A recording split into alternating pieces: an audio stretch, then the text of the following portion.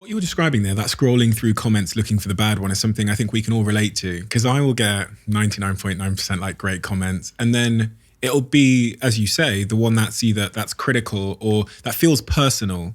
It's if someone's like criticizing something that I've like done, I don't really care. It's when they are criticizing who I am, I think I find it hardest. And so I wanted to understand why that was. And I started doing some reading and some writing about this topic and understanding the nature, if we go back in our history as humans, of rejection and what that used to mean when I was a human, the idea of being like kicked out of my tribe. Yeah. And the threat that would put me under if I was removed from my tribe, and this idea of rejection. And really, like, a lot of rejection, this is kind of what I came to the conclusion of.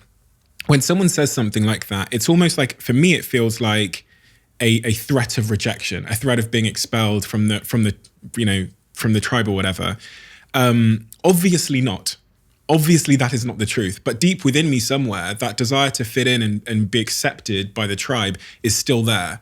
So having millions of people being able to give me feedback, and some of them seemingly rejecting me from the tribe or saying that I don't fit or whatever, is difficult. Yeah. Is that that's a lot of words, but does that make any sense? Yeah, because the feeling comes before the rational thought about it. So, your body has that reaction before you're able to consider that, this isn't your only community, or this isn't your family or people that are sort of you're dependent on, and that kind of thing. So I think the feeling will always be there, and it's always difficult, isn't it? But then you can override that with what comes next. So it's not about never having that feeling.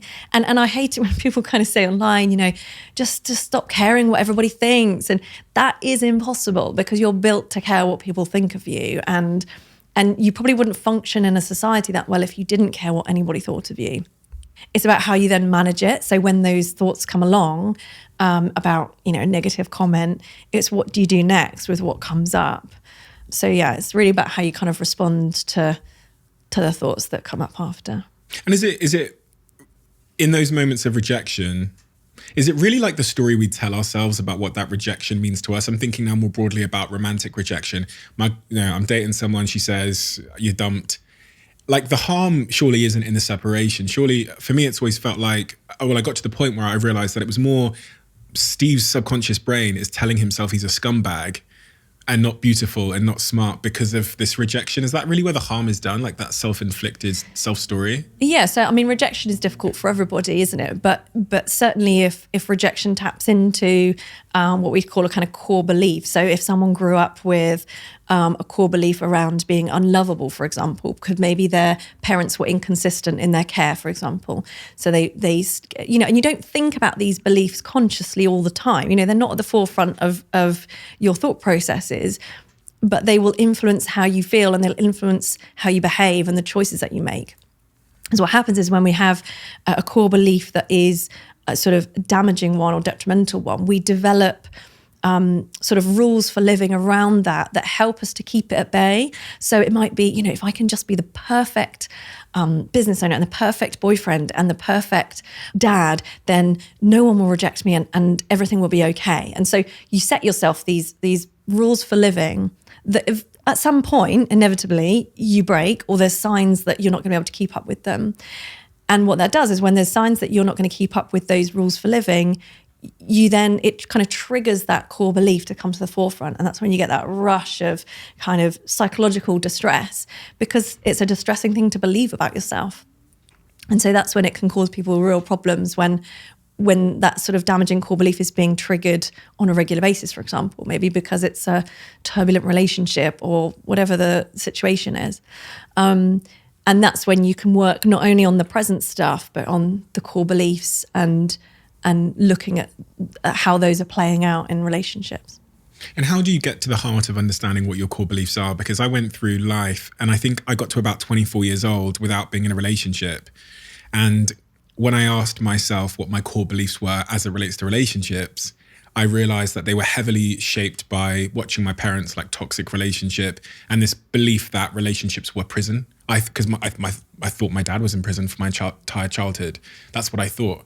I thought he was trapped in prison because he was in a relationship with my mother, because they were very argumentative, shall we say. Yeah. So it wasn't until I was 24, and I think because of journaling and writing and really this podcast, that I was able to realize that I even thought that. And I was having this like avoidant behavioral pattern where the minute I would pursue someone romantically, and the minute they would accept my advances, I would run for the hills and try and dissuade them out of being in a relationship with me. And I had no idea that core belief was in the back of my control center of my mind.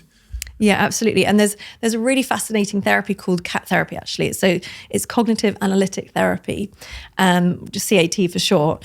But that's just a fascinating therapy where it looks at the relationships that you have when you're younger. So when you're growing up with parents or siblings or family, and in those relationships, you learn how to behave in the world, right? You learn about, who I am, what to expect from other people, and what to expect from the world at large. And then you develop kind of survival strategies or coping strategies for example, in a difficult relationship like that. You learn how to cope with that, and you have these kind of safety behaviors. And as you grow up, you're in a different situation, right? You're not dependent on parents and stuff like that. But those survival strategies or those safety behaviors continue, and they get played out in your adult relationships. And I just love that therapy. It's great for looking at the patterns and the cycles that people tend to feel stuck in their relationships, and how that reflects those early life experiences that are essentially outdated coping strategies.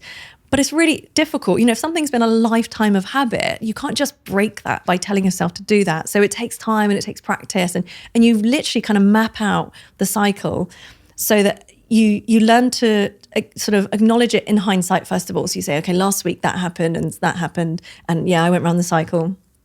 And then eventually you've done that enough that you start to recognize it when you're in it. So as you're about to do something, you think, hang on a minute, I know what this is predictable. I know what I'm doing. And in that moment, you then get this chance. This is the beauty of kind of awareness, is you then get this chance to choose whether you go with it.